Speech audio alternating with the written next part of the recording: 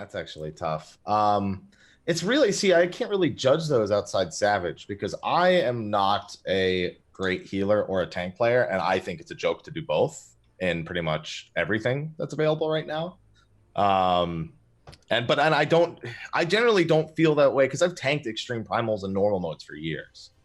So it's like, but I've never tanked Savage. I've healed Savage a little bit, but not a lot. But it's still like, I never really feel like much is being asked of me. I just kind of am casually going along and just doing the content that's in front of me as those roles. I say tank, especially in normal. It's like, I don't even, they just threw things in there for like, hey, second tank, listen, we don't really need you, but like this, I guess this can hit 2 people, so you got to be here, I guess.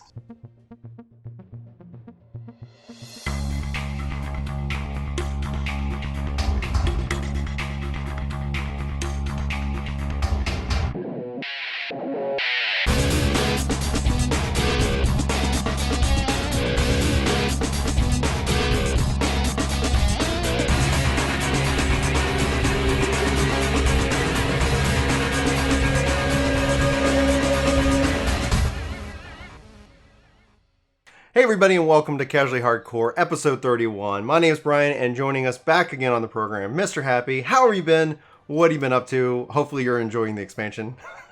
Tired, enjoying everything, but tired, and coffee. That's coffee in a cup noodle mug. Coffee in a cup noodle mug. Guys, we're going to be talking kind of about, I guess, expectations for the Eden Savage raid, expectations maybe, or hopes for Ultimate, but also there's something kind of topical that has happened, and we've talked about it a little bit on the YouTube channel. We're not going to go into depth of it because, we want to kind of, there's a lot of moving parts, but we do want to kind of talk about the dark side of content creation from our perspective, and we'd love to know your perspective. So be sure to sound off in chat, sound off in the comments below when this is up on YouTube. You can find this podcast on Spotify, iTunes, Google Play, SoundCloud, pretty much wherever podcast services are.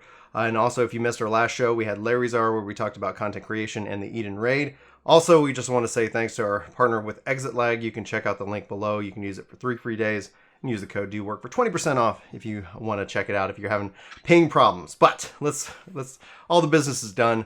Let's have some fun. Let's have a really fantastic conversation today. Obviously, it's going to be a little bit different.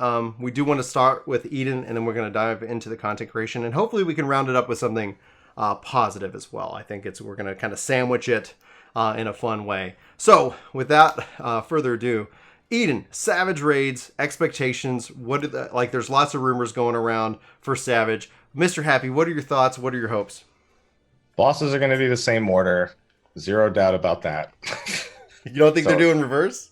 There's a 0%. I'll tell you what. I'll say there's a 0% chance it's reversed because Titan ain't gonna be first. I'll promise you that much. It becomes the true wall. Like nobody ever gets people get stuck on it for weeks.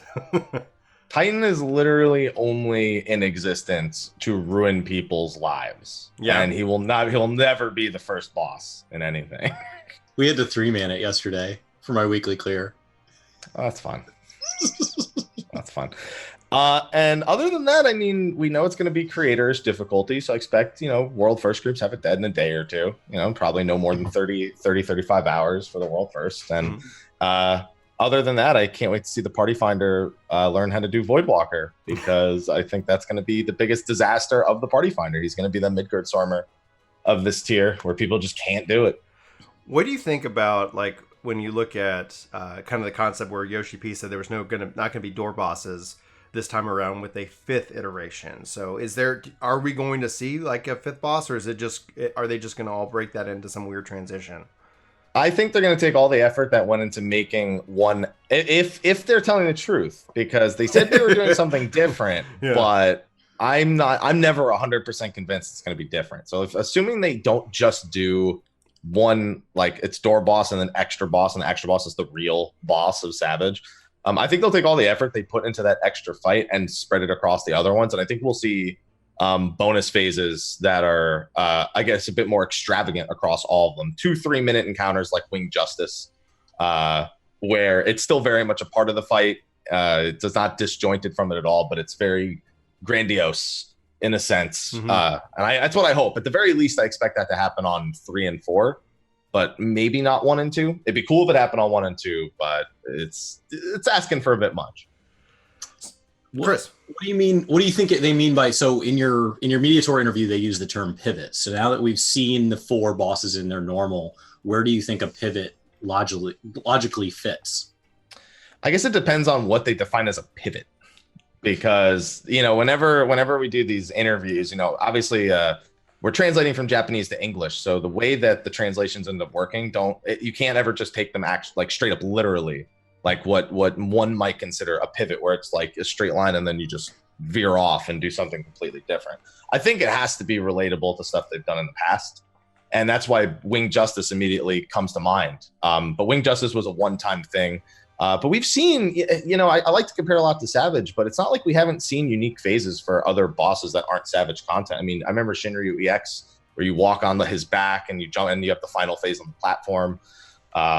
There was another one that somebody mentioned earlier. I think Sephiroth was relatively grandiose as well, his second phase overall. Mm-hmm. We've had some pretty good examples of stuff like that, and I think the pivot's just going to be the way that Savage works as opposed to normal, where the scale feels much more severe.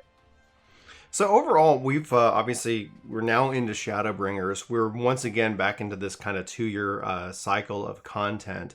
You're leading the charge in a lot of ways with your content and with what you do on stream. Like when you look at it, it's like you've been doing this for 5 years, or is it 6 years now? Like we're coming up on 6, right?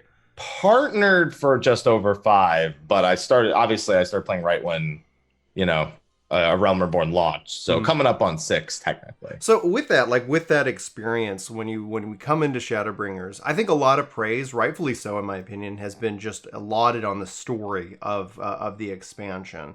And then you've also posted videos talking about the content schedule, kind of educating people on like, hey guys, this is kind of how it works, because this is how it has worked. What are your expectations going into pretty much the next, at least up into 5.1? Because we know what we're getting. We've been told about it. But like, how are you? Because we have a ton of new people in the community. We've seen just like 14's numbers just continue to grow and grow. And a lot of people might not necessarily know what to expect. Like, how are you prepping and how are you managing kind of your time? I'd say I won't really have a firm answer for that till next week, because we need to see what the actual Savage loot tables look like. If they're going to be making good on more coffers being available and loot that can't be used, as they've said, not dropping, which is also stuff that came out of the media tour interviews. If that ends up being the case, then prep usually for Savage, for Raiders, it generally goes from, okay, I have to beat Savage and I have to be geared enough by Ultimate. And in the past, we've had to do things like gear funneling, where you have a main and an alt. You do 4 mains, 4 alts. You funnel all the tombstone upgrade materials and loot onto the 4 mains. Then swap, beat the raid again, and do that again for the other 4 mains. So you have double the loot essentially for the 8 mains that are going to be doing ultimate. I don't think that's going to be as necessary this time. I think that they've added enough RNG stopgaps between pages and potentially coffers and loot that you don't need not dropping. Mm-hmm. If it works out that way, that may not be necessary. So there actually might be a lot more free time for the more hardcore player base, unless they're interested in other things. Like, I love doing treasure maps when there's not much to do. Put some gil in my pocket, get my coffers ready for when new crafted gear drops on the even numbered patches, and then keeping on top of gold saucer stuff, because we always know they're going to add something people want there. And it was so handy to have everything I needed for that car. I was like, oh, this is fantastic. Thanks, Mione. Yeah, it's really easy, and that's why a lot of content creators, even those who don't usually make a lot of content, were trying to publicly get information out there, because it was limited time. Garo events ending in 5.1. Mm-hmm. So is PvP a priority for anyone who wants to get the remaining glamours for that, or the mounts, or anything like that? So there's all sorts of priorities you can set for 5.1, but it's a matter of what actually matters the most, because there's pretty much something for everyone in 5.1, and I don't think I've seen a patch that stacked since 2.1. It's huge. It looks alarmingly big. As long as nothing of it gets delayed, right? Because it's we saw a lot of delays happen over Stormblood. Like when you look at Stormblood, my hope when I look back is that because Yoshi P talked to us about it, said in patch 4.4 they basically redid the companion system in the code behind. They're going back and redoing a lot of the things that need to be done, but it's not necessarily, it doesn't immediately translate into, hey, I can now do this, right? Like these things take a lot of time. And so I think hopefully a lot of Stormblood ended up being them focusing on working down that technical debt to kind of really build so that they can really play. And it feels like that way with Shadowbringers. Shadowbringers feels like the devs are like, we've been wanting to do something, we've been really leaning into this, and we have all this baggage. We have ARR. Have you seen the meme where it's like a new player and a pretty girl walks by, and the pretty girl's named, Shadowbringers, and the new player's like, oh, what is this? Yeah. And then he's getting blocked by ARR, Heaven's Word, and Stormblood. Like, I was just like, yeah, there is a challenge that new players that are new to the community have, but there's also like kind of this awesome joy because where we're all pretty much current, it's like, hey, you have all of this content that's all new to you that you can go and run and you get value, you get progression out of all of it. Whereas in right now, I think some people who are like, oh, I'm caught up. Like, what do I do? And it's like, well, you can do all these different things. And hopefully some of that kind of, appeals to you. But 5.1 with Ishgardian housing, with New Game Plus, like if those two not things. Housing. Oh, sorry. Yes. The rebuilding of Ishgard. Be careful with that. Very careful. Yeah. we have to bring about Ishgardian housing maybe.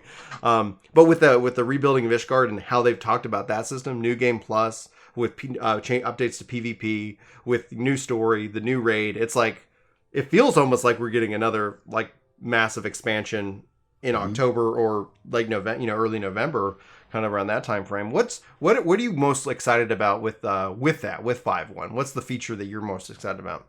Oh, that's tough because again, there's still question marks about a lot of that stuff. Yeah. I think I rattle off a list. Well, obviously I rattled off a list. I made a video that includes a list. So I should maybe pull up my own list so I can even remember everything that I had to say in it because it's a lot of information. Here we go. He wrote down the entire content cycle for 5.x as is reasonably predictable, if anybody's wondering. Mm-hmm. Yeah. That's a great video. New main... Thank you.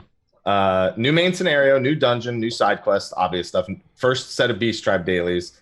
EX trial of the 5.0 final boss. And we could reasonably guess that'll be an item level 465 weapon. That comes from him.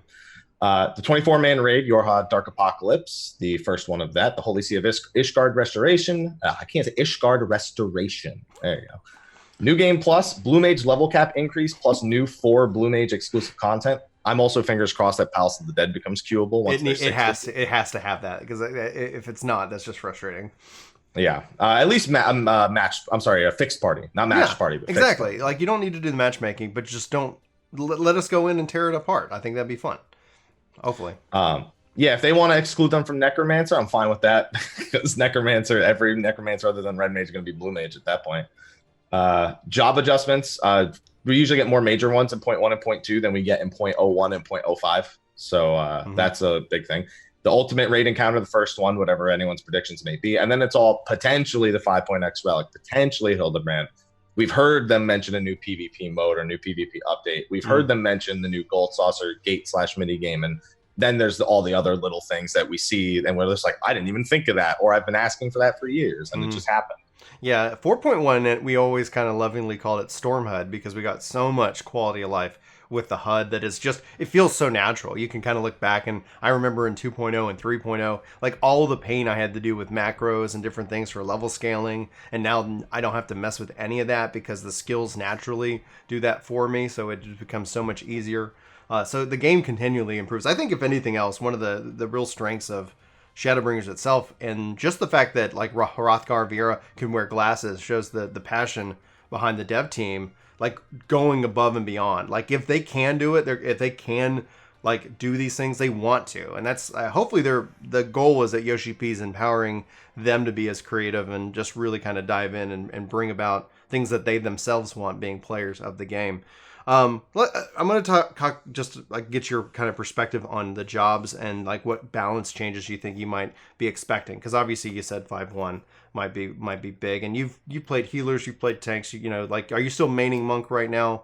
I know typically when I've seen you play, you're always like, it's like I always feel like you got a different job anytime I come and lurk and stream. I'm like, okay, what's he playing today? What's your main? What kind of changes do you think that people can expect? I think we might see some minor potency adjustments like with the 30th, but nothing major till 5.1 at least.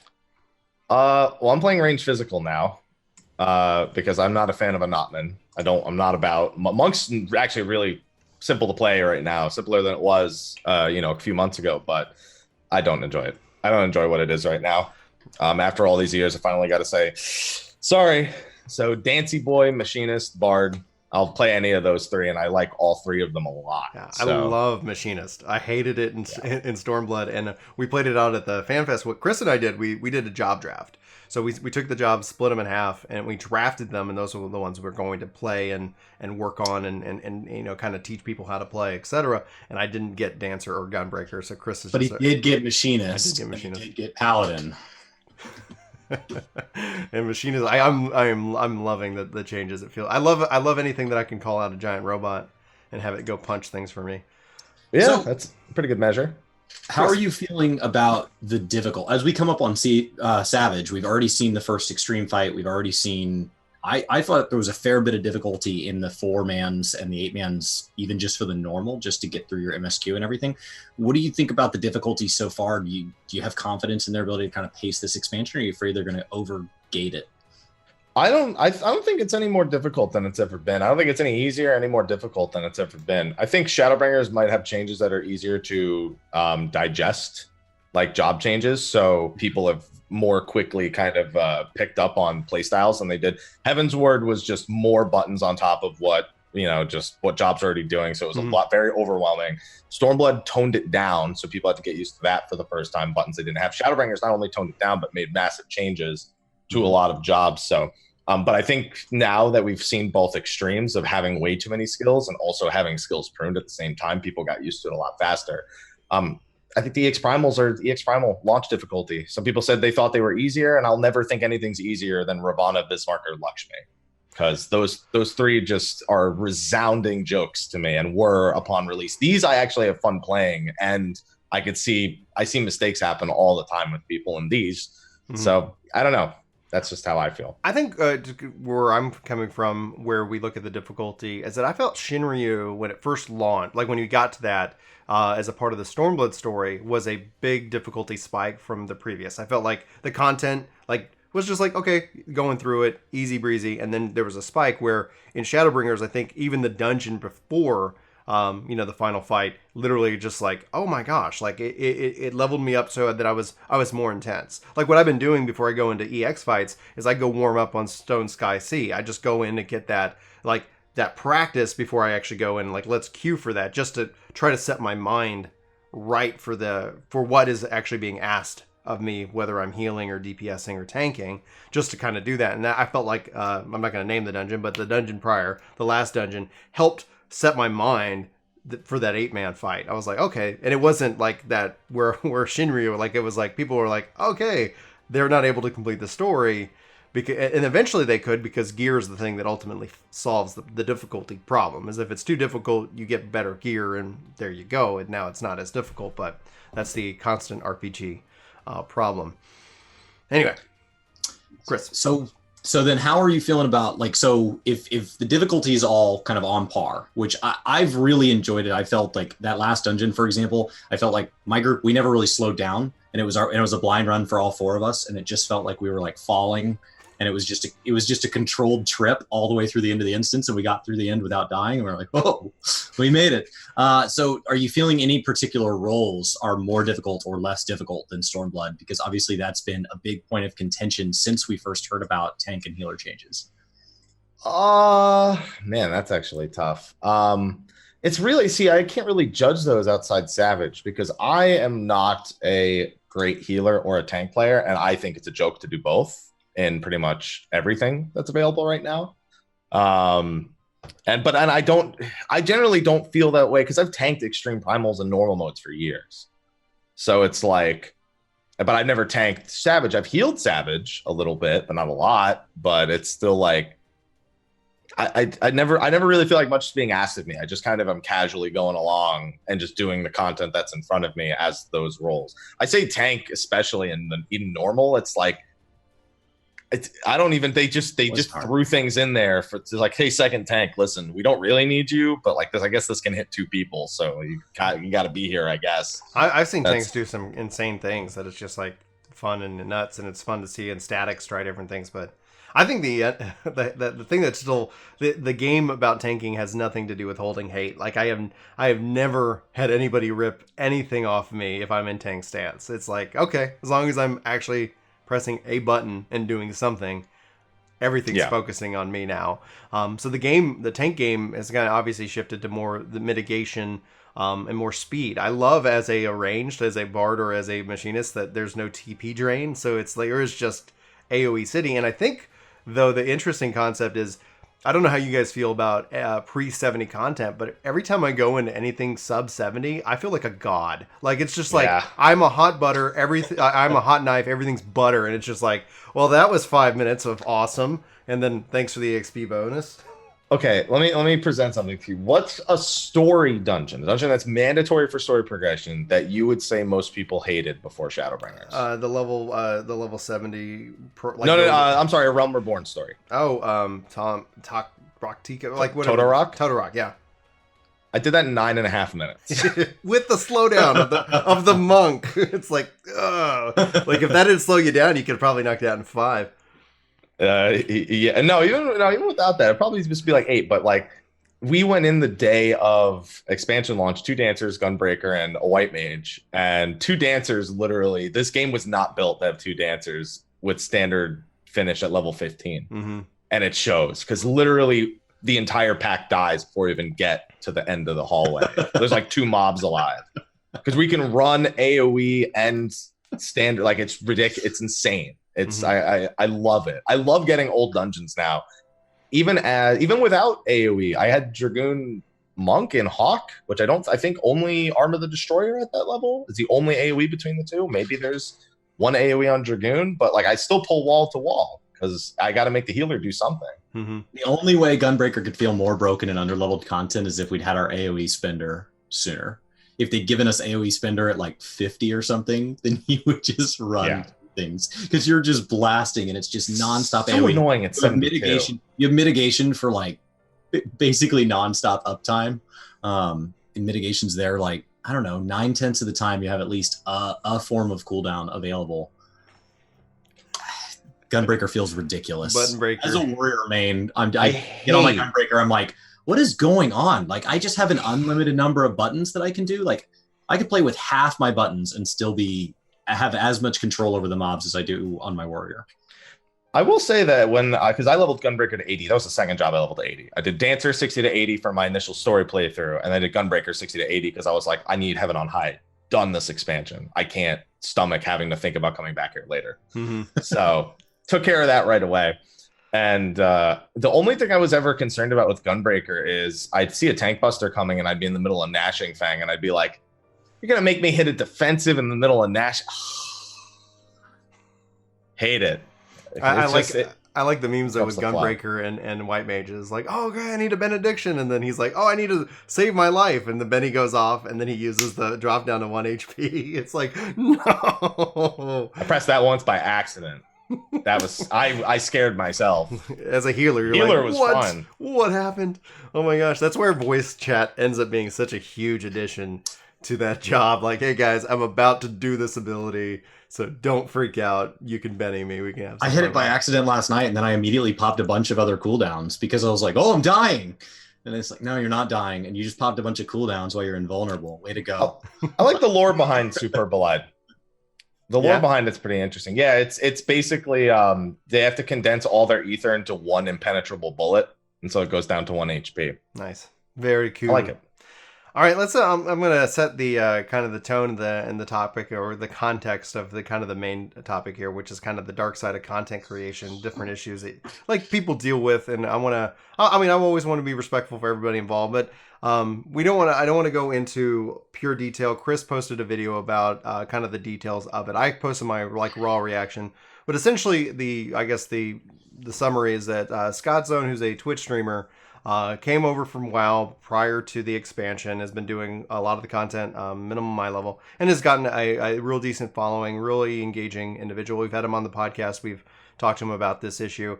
He got basically, whether it was intentional or accidental, he ended up doxing somebody who was threatening his life because he didn't necessarily, he was not gushing in love with Eden. Like he had some critique.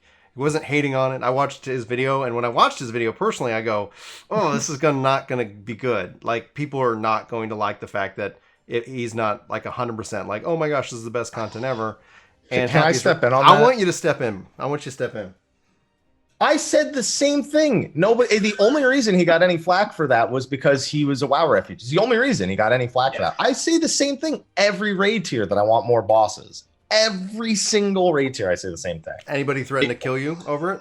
I've gotten those for other reasons, but not for that. The only reason anyone gave him any trouble is because he's a WoW refugee, judging it from another game. It's the only reason. What's the big deal with comparing the game or looking at both games? WoW has benefited from 14's success. 14's benefited from WoW. They get to sit here and be able to create some form of dialogue to say, oh, you like MMORPGs? Well, come over here, and guess what? The keyboard layout's going to work, so that way you don't have to sit here and, like, if you go to play Final Fantasy XI on keyboard, welcome to hell. Don't talk to me about Final Fantasy. Welcome to hell. Like, literally, like, I was sitting here, like, Ninja's playing it, and I'm like, are you on keyboard or controller? Like, on controller, I'm fine. On keyboard, I have no effing clue what I'm doing. Mary plays on keyboard, too. Oh, gosh, I don't know how you guys do it. You guys are weird. I don't. I do it on controller. See? Oh, it's great. No, you've never played 11. You don't know what I'm talking about. It's back-ass I tried 11, and I was like, I'm not doing this. Yeah. Maybe that's why. PS2 to, look, literally PS2 controller, PS2 to USB. That's what I played. There it is. Anyway, so beyond that, it's that why do you think people like have this adversity to even trying to bring up WoW in the presence? Like, I would say 14's probably bigger than WoW. Who gives a crap? Like, oh, I can talk, like, we can talk about it. We can't exist in a bubble. We're no longer a small niche. We might actually be the biggest dog us on campus right now. We're certainly the less criticized of the two right now. I'd at least go as far as to say that. Mm-hmm. Obviously, that's been a huge topic for the last few months. But yeah, I mean, I don't know.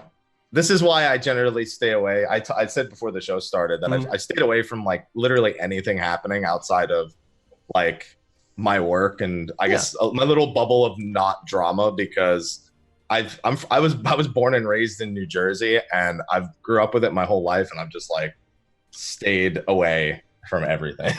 Sort of pivot it to more general, because I'm sure you've had examples. Like for example, I posted my thoughts on Shadowbringers as a 2-part video. I did one with spoilers, one without spoilers. And the one with spoilers, I got a whole bunch of comments, some of which got grabbed by the YouTube filter automatically for you skipped story for ARR, most of Heaven's Word, and a good portion of Stormblood. You don't deserve to have an opinion on Shadowbringers. You don't belong here. And so like, and I don't have respect, and it said things like I don't have respect for the content. It's like, Brian and I have 1,600 videos which are predominant on Final Fantasy. We went out to FanFest on our own dime. Like we do all these things, and I did all of that because I don't have respect for it. Like, what? And so I'm sure you have gotten a fair bit of hate. Even in our community, we see comments sometimes that say things like, well, we're glad you're not happy. And I wouldn't be shocked to see. Yeah, I wonder what video that's from. I know exactly what video that's from. So it's very easy as a content creator to get hate, especially when you say something that's unpopular, or is at least very black and white. So if somebody feels a way about something and you disagree with it, does that affect what you publish? Are there things that you don't publish because you're worried about that backlash? I'd say 100%, especially if you look at the trends of my content over the years. If you look back at A Realm Reborn, I tried to make literally a video on everything. Mm-hmm. And generally, my advice in the 14 community is that if you actually want to make YouTube content, it's generally to try and at least be a part of a discussion, or at least try to invoke a discussion about important game aspects. Even if you yourself may not know everything, at least presenting it and presenting your opinion from a stable standpoint of, this is my experience with it. I'm either, I've from an outside perspective, or I have years of experience doing this thing in game. You can generally, still at least present a side of it. And over the years, I've kind of adjusted the way I present that side, because I tried to present it as from a place of authority years and years ago. Like, oh yeah, of course I know this. But then when the information isn't right and you're calling yourself an authority, it becomes problematic.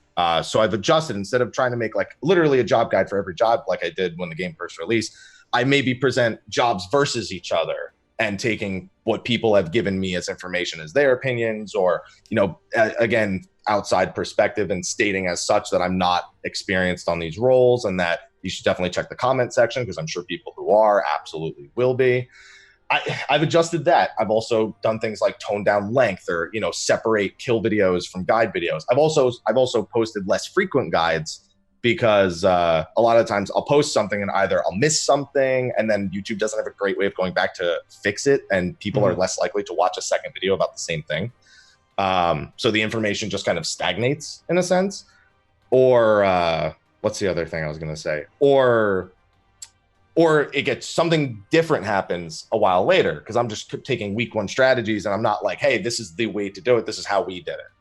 And even though I presented as this is how we did it, everyone takes it as verbatim and they won't budge from that. And then when something new comes out that 100%, I did a video about this the other day. If something else comes out and it is effectively better, I would much prefer somebody shift to that new strategy. I don't want to be the authority. I just want to be a voice. Mm-hmm. And that's the difference. I believe your example was the North versus South thing. Right. Like if somebody invert that, there's no problem there. Like, go nuts. So especially in a static, is everybody on the same page? What's the problem? We had a situation like that popped up recently where somebody was saying like somebody in a static was presenting a alternative to let the tank take 6 hits. Because a Dark Knight can take 6 hits, and they were saying that's ridiculous. And I go, in matchmaking, in a pug, in a party finder, where maybe, but like if everybody's all like, guys want to try this? Like, there's not a problem. Who cares at the end of the day? But there's this sense that it's almost like kind of a form of nationalism, a group thought that builds and builds and says, if you don't think like us, you're not a part of us, and we're not going to listen to you. And the problem, and that's fine. Like if there's a part of the community that likes the things the way they are, and they thinks everything's perfect, and they want to think that way, great. I support them. It's when they get violent, when they get aggressive, when they go and tell you that you can't like share your thoughts. I think the fact that you're posting less is actually a detriment to the game itself. And if that was done because that people were sitting here telling you that like blah blah blah blah, and you ended up posting less because of it, the way that YouTube works though is it's beneficial to the game, because it gives that more entry way, in my opinion. I'd like to know your thoughts.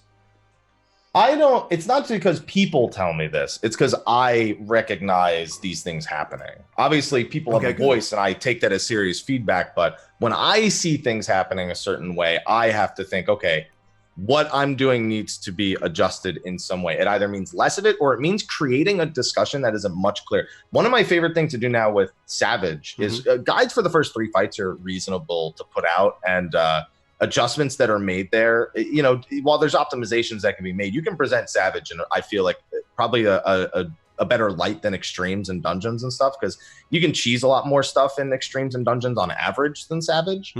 So something that's more efficient, that's just like, oh dude, I would have never thought to use a tank and bone there, or DPS North versus DPS South, real basic things that can be adjusted to absolutely improve the output. Savage is a lot more like set in stone for the first 3 fights. Like, even if there are optimizations like Chaos is in out versus cross, it's still workable. You're still presenting the information, and then people can adjust it to the people who are on average using it can make adjustments, and they can be like, okay, well, that was what they were doing then, but there's this better thing now. For the 4th fight, however, so few people actually end up needing that encounter that I instead like to do kind of a long discussion video about how we got to each decision to handle something, because it also allows me to present, maybe you could do it like this instead, because that actually makes more sense now that I'm sitting here watching it. It's a way longer video. It's way less, I guess, marketable for YouTube in a sense. Like, it certainly doesn't play to their algorithms or whatnot, but it's something that's a lot more open-ended and is a lot less do it this way or fail.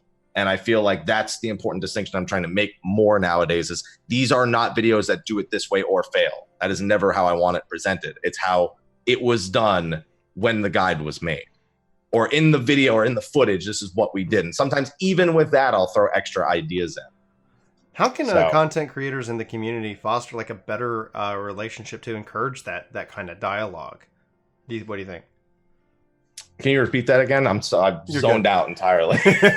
My brain just went blank. How can content creators and also the community at large kind of foster a better relationship and encourage more dialogue kind of around that? Because when you look at the hard line in the sand, I would say it's not the bulk of the community that's so like, you know, like you're with us or you're against us. But the goal obviously is to kind of invite those people into kind of that more, you know, I guess open-ended and that discussion approach to where it's okay if we disagree. Like the concept of like, oh, you said something I don't like, I'm going to unsub from you. I think that's a bad Did mentality. you just ask how to fix the internet disagreeing with each other? I think it's possible. I'm a hopeful and always optimist. Well, Chris is the pessimist. So we welcome people to come in and criticize. We don't take comments down. We don't like, as long as, but it has to come from a point of respect. It can't be, you know, you're a choice word and I hate you and I hope you die because of this. Like that doesn't forward the discussion. It can be, I disagree with you because of A, B, and C. And even if I don't think those are valid reasons to disagree with me, there's still a conversation to be had there.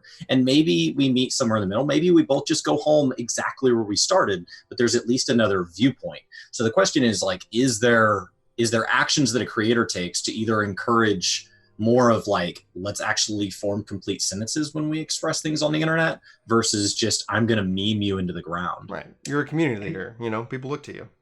You have to exercise what you want, essentially. Like if I make a video and I say this has to be done this way and someone says no it doesn't, I'm literally just going to be inviting that polar opposite pretty much the entire time.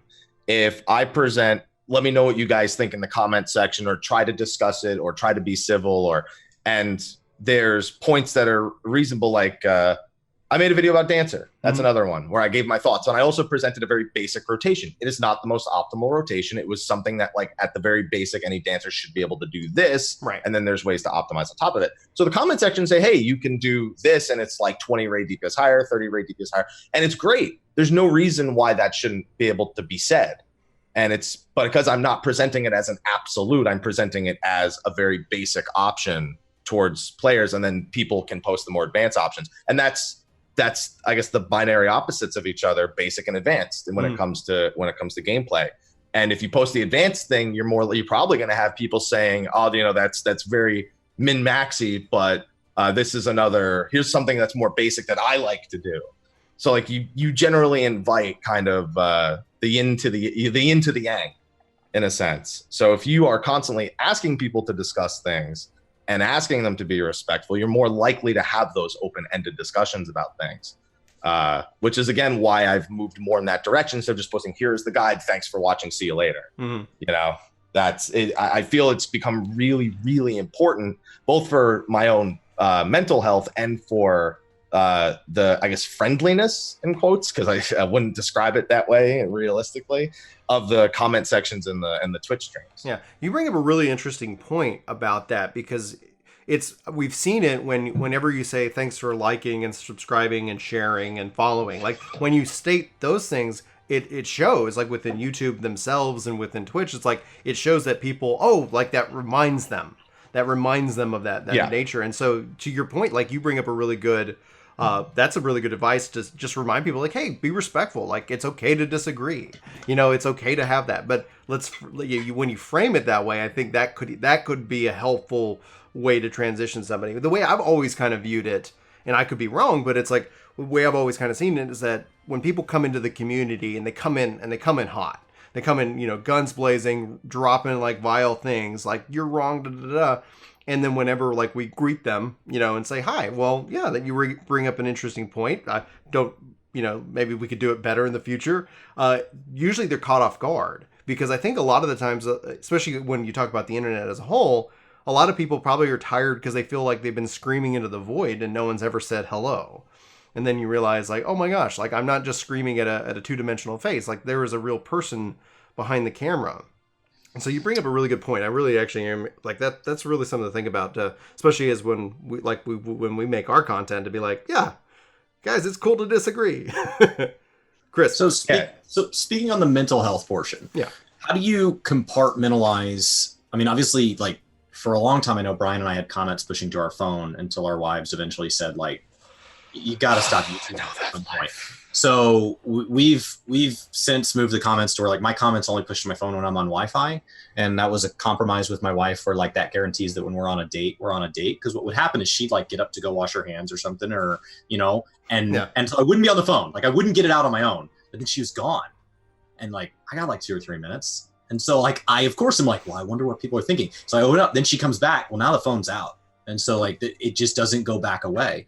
And so now I can only receive comments when I'm on Wi-Fi. That's our compromise. So she knows that she can still lose me at any time when we're on our own house, but when we're out on a date, that's our time and that stays our time.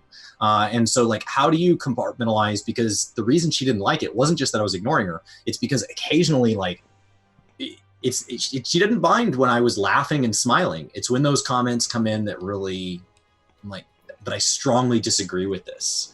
Like, how do you separate that?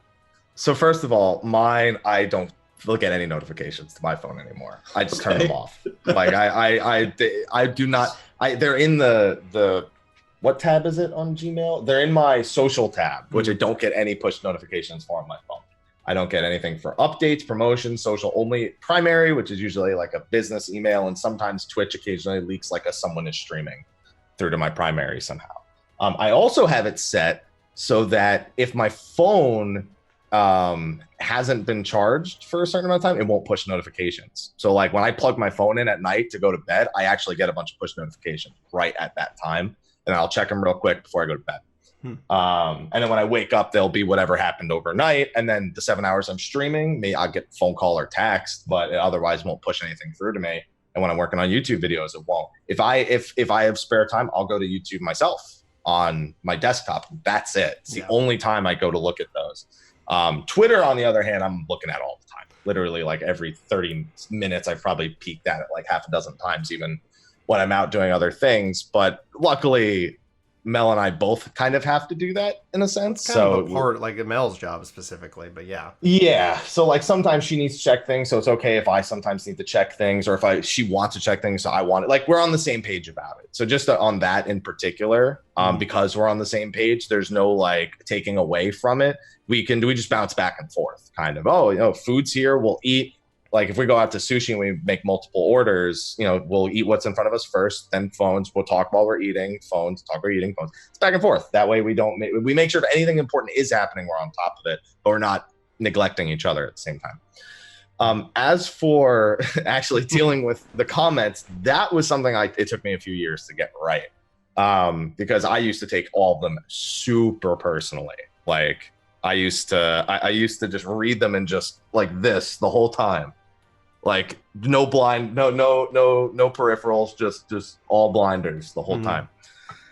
And it was torture, man. It was just absolute torture. And it was after I stopped caring. I think after enough years, you start reading, you're like, whoa, that's intense. All right. And you put it down. And that's the end of the thought. That's it. I'm either numb to it. I don't know if I'm numb to it, or I've seen it so much that it's like, can you at least do something that's like recent? Like I'm bored with it in a sense. It's like, oh, that's the same thing people said 6 years ago. Weird that not very many people say it anymore, but this one, all right, well, it's not going to change that person's mind. For me, I laugh it off. For me, for one of the things I've done, because it's like I've actually, anytime that I would look at my phone, whenever there was like a lull in the conversation, whatever reason I would go to my phone, I deleted. So if there was like, oh, let me go check Twitter, I would delete it. Let me go check whatever. And so beyond text messaging and email, because I use that for business, I don't have anything go to my phone ever anymore. Just because I think, and it's made me just immensely more like connected to the present and to my family. But then when I'm at work, like I've got Twitter like on my computer, like, and so there will be times in which that I go out and kind of make that as a mental time that I'm working on, whether it's the channel or whether it's like, whatever, because it's like, hey, we're going to tweet this out or make contact. And actually Twitter ends up being a really good way to make contact with some people. Some people it's better with email. And so as we've continued to like, just grow within the community, it's like, okay, let's use this as kind of like a blocked time. I like the comments, like even if the comments are coming in and they're talking about like whatever, because I always like, for me, want to understand why people think the way they think. I really have always been curious about that, because a lot of, like, because you're right, like a lot of people are like, oh, this is why this is this, and it's like, okay, well, tell me about that. I've been playing this game for 9.5 years. Like I have a different perspective than a lot of people, being in the 1.0 beta all the way up till now. Like, I have seen crazy changes in the game. And, for me, it's like, okay, I have I hope a real appreciation for everything that Yoshi P and the team does behind it. But that doesn't mean I'm right. That doesn't mean my opinion is any more right than anybody else's opinion. But I'm always curious as to where people base, like, where's your base coming from? They're like, okay, like we had Zepla on the podcast, and she was talking about, and we were going to talk to her about MMO communities, but it ended up just going into this whole, like, just this anger that she has for Activision and for what they've done with World of Warcraft over the last couple years. And that was just so fascinating to see. And from my knowledge, people don't consider her a WoW refugee because she's been a part of this community for long enough. How long do you have to be a part, like, and play the game and create content around it to be considered or welcomed into the community? It's not a number. I've been here since ARR. I know. What's He's been here so long, there's an extra R. Mm-hmm. It's like ARR. ARR. That's a different game. I don't think there's a number. I think it's how you market yourself when you get in. If you come in saying you're a WoW refugee, that's what people identify you as. If you just show up and start creating content, even if you have a background in something, it doesn't necessarily define you, I suppose. So I don't think there's a time. I think it's just how you present yourself entirely. Okay. So how you present yourself, how you communicate with your community, it's a dialogue, right? So it's something that they're defining you just as much as, I mean, it's definitely a give and take. Like, we're the ones on screen, but there's a conversation that takes place on the other side.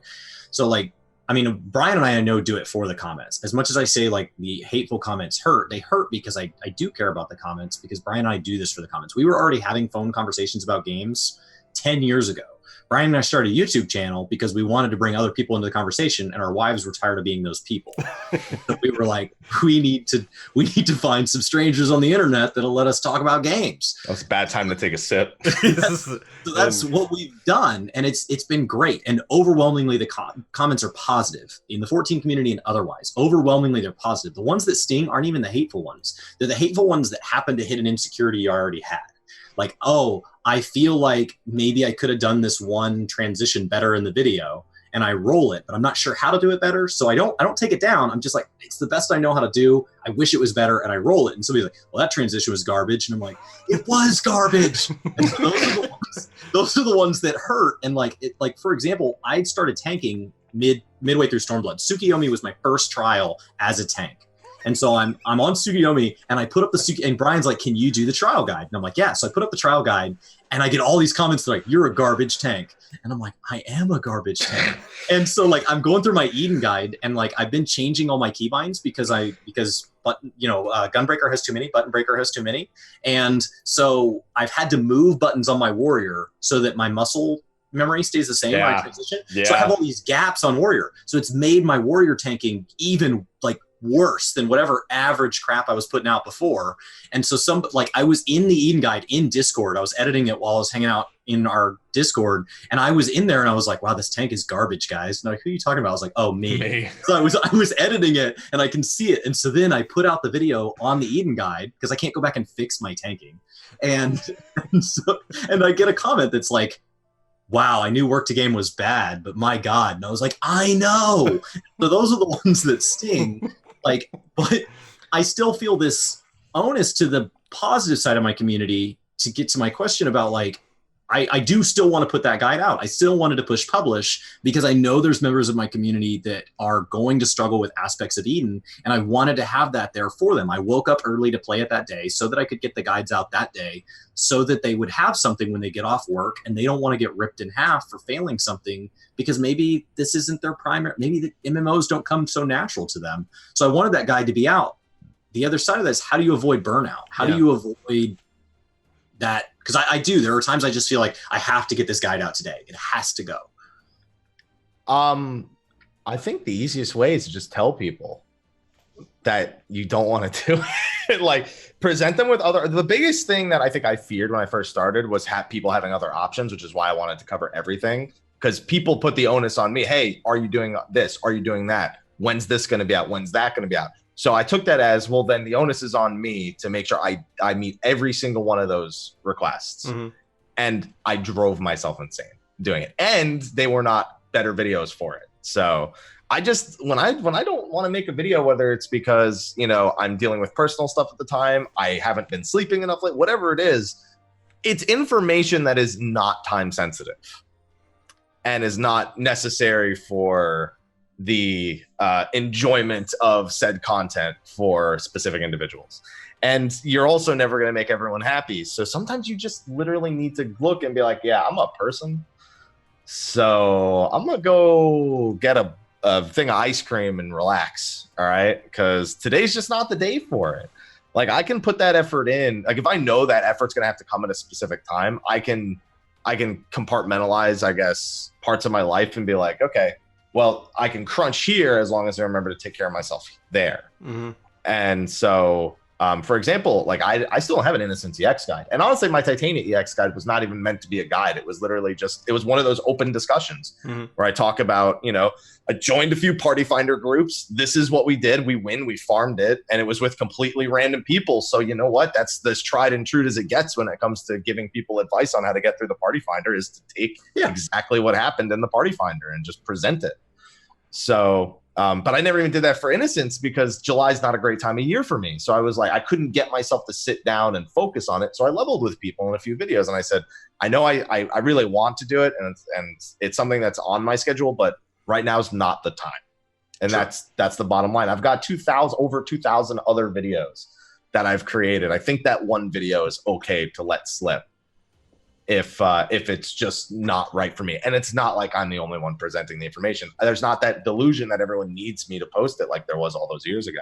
There's plenty of people who posted text guides, video guides, and all of them are great. I'm never going to sit here and say, don't watch them. I think you should watch every guide to get as many perspectives as possible, to be honest. That's one of the really cool things about like how the community has grown, is that there are more content creators in the space. And YouTube, we've always kind of described it as collaborative. Like, if you post a video, our channel does better. If we post a video, hopefully your channel does better. You know, like, and things like that, where it's that the YouTube and the algorithm are going to recommend videos. So that's why when you said like when people are holding back from posting content, because people are always like, oh, I'd be worried about doing a controller guide and stepping on like you. I'm like, make a controller guide, especially if you can kick my ass in it. Go for it, conquer it. Like, I want to watch that. You know, like, I want people to create things because I think that's actually better for the community as a whole, to have more voices, to have better conversations, to encourage that dialogue, rather than for people to sit back and be like, well, I have this opinion, but I shouldn't share it.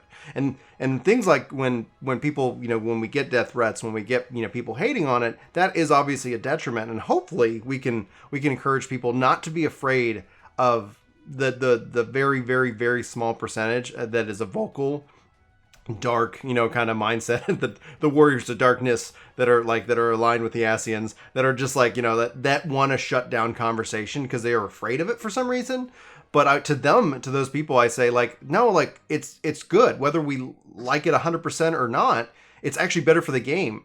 We were tagged, Happy and us, we were tagged on Twitter talking about, like, how they like our reviews and perspective of the game more than IGN. And I'm like, well, that's great. But at the same time, like, we also have a natural bias to the game. We love it, and we've been playing it for so many years. There is a risk that we might be blinded to an aspect that somebody who doesn't play all the time could point out, because there are people evaluating the game and they're like, should I go and play this? And they might align with Chris, Happy, me, you know, they might align with the various like content creators in the space, or they might just align with somebody else who likes to come in and play the game for the story and come back prior to the expansion, play the story, get caught up, and just spends 3 months with the game every 2 years, you know? It's a wide variety. There's not really a question there. If Happy, you're nodding, if you have any thoughts you want to add. No, it's pretty much just, I feel like this is common on the internet, and again, this will never change, but there's a constant feel that in order to bring someone up, you have to bring someone else down. Yeah. And you don't. Like I'd say probably the most experience I have with this was and Miz and I always joke about it, the war between us, where Miz and I get along perfectly fine, and we watch each other's videos, and like it's not like, again, it's not directly collaborative, but in a sense it is, because you watch one, it's likely to recommend you to the other. But everyone on both of our videos would say, I like this person's better, I like this person's better, and it's like, but they're going to the other person's video to post that, or under the individuals, they're like, oh, thank God this one's posted, I couldn't stand the other one. And it's like, does it have to be that? Can't you just be grateful for the one that you do enjoy and not have to actively go out of your way to dislike the other? I don't know. I just feel like there's people should just enjoy the things they enjoy. And it takes so much extra personal energy to hate something on top of liking something else than it just takes to give a thumbs up. I don't know. So that's how I live my life. It's like, I stay away from, like, if I vehemently disagree with something and it's something I feel is worth exploring, I'll talk about it. But if it's like, just, I don't know, just the little things like that, like a comment saying you like someone's better than somebody else, thank God that this exists because they hate that the other thing exists. That extra energy could just go into a solid things. And then you've done it, and you can go spend that on something else. So yeah. I hope we get a lot more creators, and I hope that they're there to support the many aspects of this community, because there are aspects of I'm not a big PvPer. I'm not a big glamour guy. Do I think that there should be YouTubers documenting all that for the people that are? Absolutely. Absolutely. It's a huge, complex system, and I hope somebody out there is making content talking about what's going right, what's going wrong, what's new. It's something. The big variety channels for 14, like you and us, that publish a lot, catch the general ideas, but there are a lot of experts on like very minor parts of the game, like compared to the whole, that there's this whole system. When you talk about like crafting, it's one part of the game. It's immensely complex. It's enormous. Or with macros, it's insanely I was just about simple. to say, like, or if you're Ash, it's one button. It's like one button. One button. One button. Absolutely. So I don't know. I don't think anybody works harder as an individual for this community than you, but then that comes with a fair bit as far as just total hours, effort, consistency, year over ends, whether they like your content or don't. I don't see how anybody can think that you being around is anything but good for the community, but we do see it. And so like, this community has more passion and drive for itself than any community I've ever been a part of. And there's so many beautiful parts of that. When they welcome somebody in, they mean it. When new content comes out and it's on point, nobody is happier with their devs. Nobody defends their devs further to the end of the earth. But the other side of that is sometimes this community can really kick somebody out. Like they can really just decide you're done. And they have that same level of passion. They have that same drive, that very same thing that makes this one of my favorite communities gets focused onto something negative, and there just doesn't seem to be any stopping it. I've been at the sharp end of that stick because of my ability to push escape during a cutscene. Like that's a giant no-no in this community. And when I meet a new content creator, they're like, yeah, I love this game, I don't really like the story. I'm like, just be careful how loud you say that. Like that's not an acceptable thing. And so I don't know what fixes that. I don't know what changes that, because I think that as this game grows, you're going to have a lot of people playing it in different ways, and that needs to be okay. Yeah, I don't know. It's just people want to play the way they do, but they want everyone to play the way they do. Yeah. And it's like, it's just, that's why when you asked earlier, is there a way to save? I'm like, did you just ask how to make the internet agree? Because I just accepted that's not ever gonna happen. Yeah, I'm not asking to make the internet agree. I'm asking essentially, it's kind of like a twofold thing. Like you said it real well, in which that you kind of set the tone and ask it, in the video, right? Just like you would ask for a thumbs, like, hey, if you like the video, like, subscribe, share, blah, blah, blah. But it's the same kind of thing. Like, hey, be respectful for people in the comments. It's like, it kind of helps set the tone from a leadership position. The other thing that we can also ask is that within the community, itself, if whether you're on camera or not, like in the comments below, like also be inviting to the people who come in guns blazing. They're like that for a reason, for some, and I don't know, and hopefully we can kind of get to the root of it, because I think the other side of it is that somebody might come in and then the own community itself is like, oh, you don't know what you're, like they shut them down rather than invite them into like a dialogue. And if we can encourage like ourselves to be more open for dialogue, if we can encourage everybody like in chat and the comments to be more like, hey, well, that's okay, like it's interesting you think that way, hopefully try to change the tone. It's not there's no light switch thing here. All we're trying to shift a river that's flowing 1 degree to the left or the right, and that takes a massive amount of constant energy to make that feat possible. But it is possible. Humans are capable of such in ingenuity, compassion, and so much good. Just like from the theme of the warrior light and the warrior darkness, and that kind of concept, that we can all try to be more. We could be what people think we are. People think, and when you hear about the 14 community and any community out there, like Skill Up's, he's been streaming 14. He's been playing through from the beginning, and it's just like he's like, wow, like the community is so very welcome. And I'm like, I hope to God he doesn't slightly critique the game, and all of a sudden like, well, I like the game, and then I was like, well, I really didn't care for Leaves, and then somebody's like, you mother effer, like like we're going to destroy you now. It's like, hopefully we don't, like, that's not what comes out of his the fact that he's investing the time. It's gonna be it's gonna be an interesting drama that unfolds, and hopefully a positive one in the end, because I personally like his reviews. We don't always agree, but he always kind of tells you how he gets to where he's thinking. And why, which is what makes a good review. But there are like hour-long reviews, so it's not like, the game's good, you should play it, or nope, I didn't really like this, the leveling sucks, thanks lazy peon. Oh my goodness. Chris, stay away from everything, just bring it all to me. Mm-hmm. I stay away from that. I stay away. Let me just reference these one at a time throughout the video. All right, so let's go ahead and wrap up. This has been a fun and phenomenal conversation. Thanks, Happy, for joining in. You have any final thoughts? It could be good, bad, positive, happy, sad, like the expansion. Like, what are you working on? Like, what are the things that you're excited about making right now? Floor's yours. Right now, I'm thinking about this cup of coffee. I'm real tired today, so my brain's not where it needs to be. No, thanks for having me on. I'm a yes man most of the time, as long as time agrees. So it's always fun to get to do these little things, present my thoughts to a different audience or in a different format is always really great.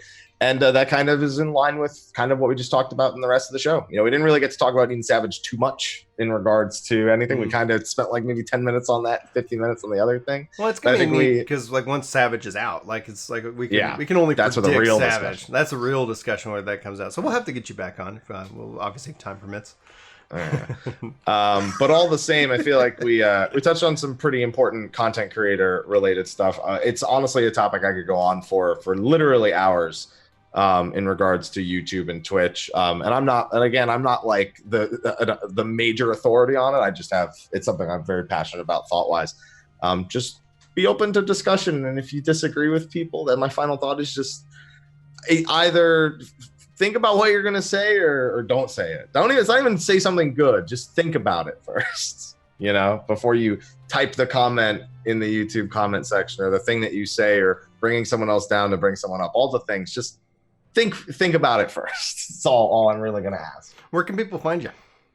You can find me MrHappy1227, Twitter, Twitch, Facebook, YouTube, and Instagram, all in those places. YouTube channel, we've had a very odd focus on soloing Heavensward Extreme Primals the last few days. Not something I intended on doing, but Wondrous Tales said, hey, you want to do Sophie? And I'm like, I wonder if I can solo that. And we learned a few things. And today or tonight, I'll probably be doing the Sephiroth Extreme solo, which I think is possible.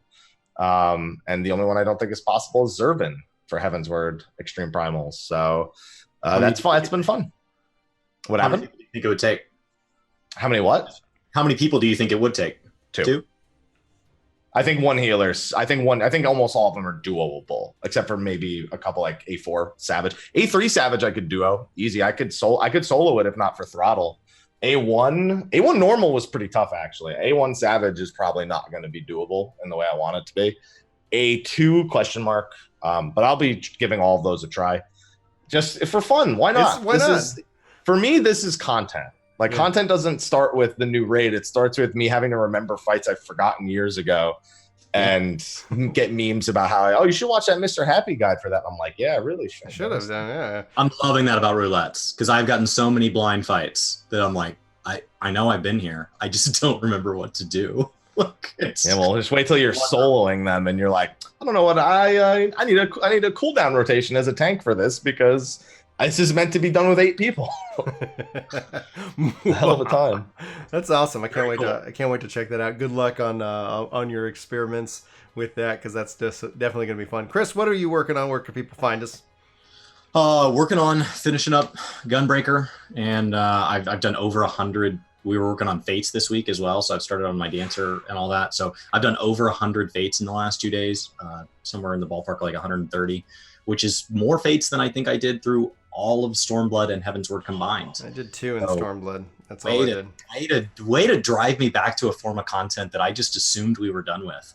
I have been loving this expansion. I am hoping that I get through enough of it that I feel comfortable going into WoW Classic in a month. I really thought, I expected Stormblood launch.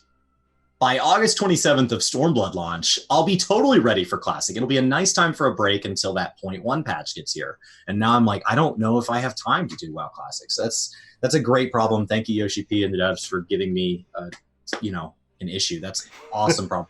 You want to not get to WoW Classic?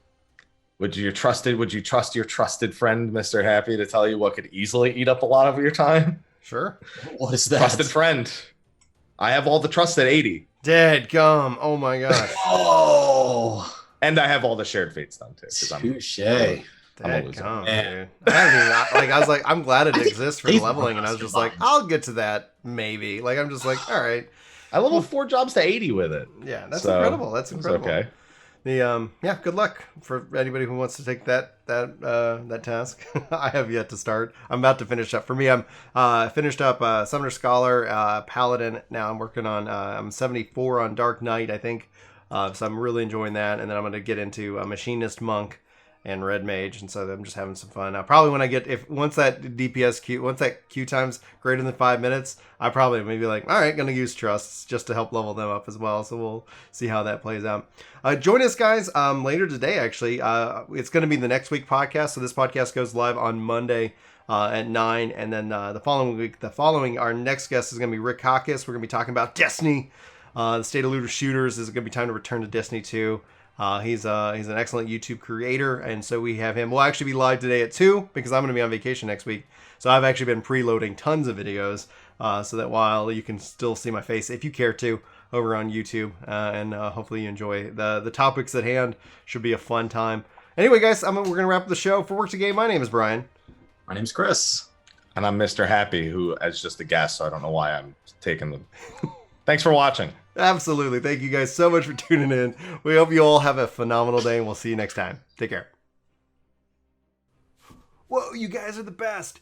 Jorge, Kyle, Philip, 31 Edwards, Rock Druid, Corey Longwith, Aaron, Axis, Hambone, Lady Wild Plays, CN Navs, this is going too fast, Christopher, Phil, Shun, Dragons, Soul, Keen, Knights, Assassin, Carlos, Sherry, Robert, Leyland, Davon, Tim, Jojo World, Terrace, Sora, Scrub Lord, Trevor, Mill, Almond, 70s, Kimber, Tyler, oh my god, I'm so sorry, Cody, Legend, Armin, Carlos, Endless, Jonathan, Jade, Sai, Derek, Brandon, Aaron, Riku, Daryl, Chemistro, Lauren, The Wolf, the Gar, Kelly, Anthony, Solid, John, Husky, oh my god, everybody, Dark Later, Christopher, Vestments, John, Nopi, Brian, Tom, Dylan, Silent, whew, I missed your names. I'm sorry. I love you all. Oh my gosh, that was tough.